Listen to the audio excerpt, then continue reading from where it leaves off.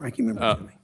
Thank you, Mr. Chairman. Chairman Gensler, welcome back to the committee. Good to see you again. The SEC, as we all know, has a critical role to play in protecting investors, maintaining fair, orderly, and efficient markets, and facilitating capital formation. Unfortunately, some of the SEC's recent actions and inactions raise concern about how well it's carrying out this important mission. Take, for example, the SEC's handling of crypto lending platforms like Celsius and Voyager. Celsius and Voyager were offering interest rates as high as 18% if customers would lend their digital assets to them. The firms would then lend that crypto to presumably other larger investors to make short-term bets on crypto markets. But once the crypto sell-off began, many borrowers couldn't pay their debts, and these platforms froze customer accounts. The SEC did take enforcement action against BlockFi for similar activities last winter, yet somehow let Celsius and Voyager continue through this spring when both companies blew up and found themselves in bankruptcy, with investors staring at billions in losses. Where was the SEC? And where's the SEC been in clarifying the rules of the road for crypto market participants? The chairman insists in his written testimony that, and I quote, the vast majority, end quote, of crypto tokens are securities. But he's also acknowledged that Bitcoin is not. Now, presumably, that's because Bitcoin is so thoroughly decentralized. But that naturally raises the question, where on the decentralization continuum does a token cease to be a security? Now, most of these tokens don't even have a financial claim on the issuer. Doesn't that make these tokens very different from at least the vast majority of ordinary securities?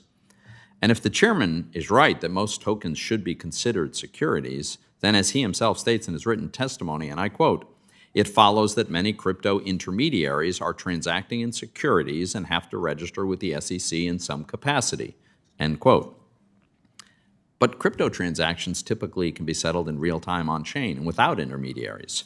As a result, crypto intermediaries often serve different customer needs, they've got different business models, and they pose different risks than traditional securities intermediaries. All of that raises the question, what is the crypto-specific roadmap for these crypto intermediaries to register?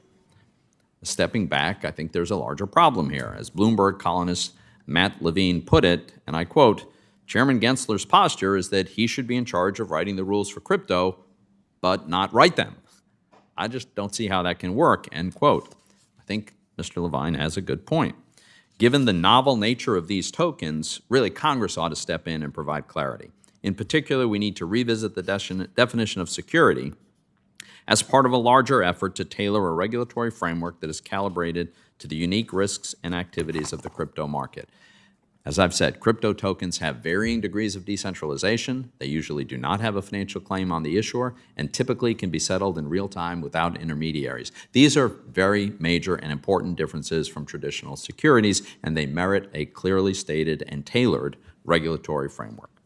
Now, while the SEC has failed to provide the regulatory clarity in the crypto markets, it's been issuing numerous controversial and burdensome rules and proposed rules in the ordinary securities market.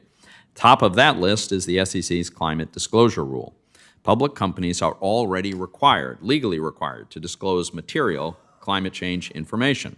The proposed rule, however, would go much further to require disclosure of exceedingly extensive global warming data.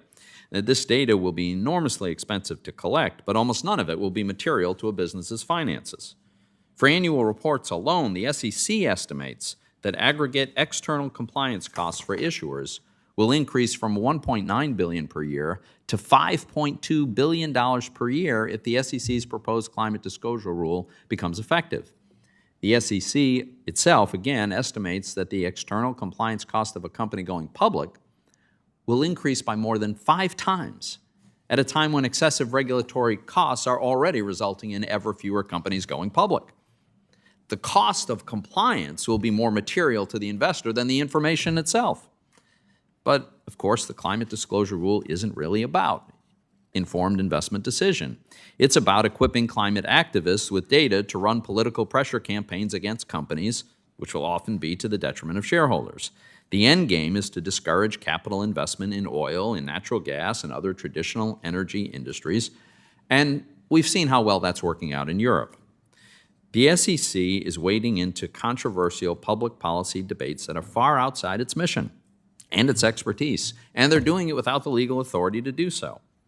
And in the process, the SEC risks politicizing the agency, slowing economic growth, increasing inflation, and possibly even undermining national security.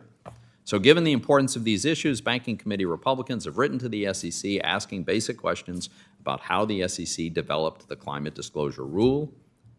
Instead of providing real substantive answers, the SEC has been stonewalling us. Well, the SEC may not want to answer to Congress on its climate disclosure rule, but ultimately, the SEC will have to answer to the courts, which should make it nervous. The Supreme Court has repeatedly held, and I quote, "Congress does not alter the fundamental details of a regulatory scheme in vague terms or ancillary provisions. It does not, one might say, hide elephants in mouse holes," end quote. This summer, the Supreme Court applied this sensible principle in the West Virginia versus EPA case. There, it ruled that the executive branch and its agencies cannot use novel interpretations of existing law to pretend that they've got a legal authority to support sweeping policy changes, including on climate change, that Congress never intended.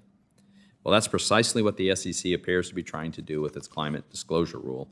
The SEC should consider itself to be on notice by the court that the separation of powers still exists and will be upheld. Thank you, Mr. Chairman.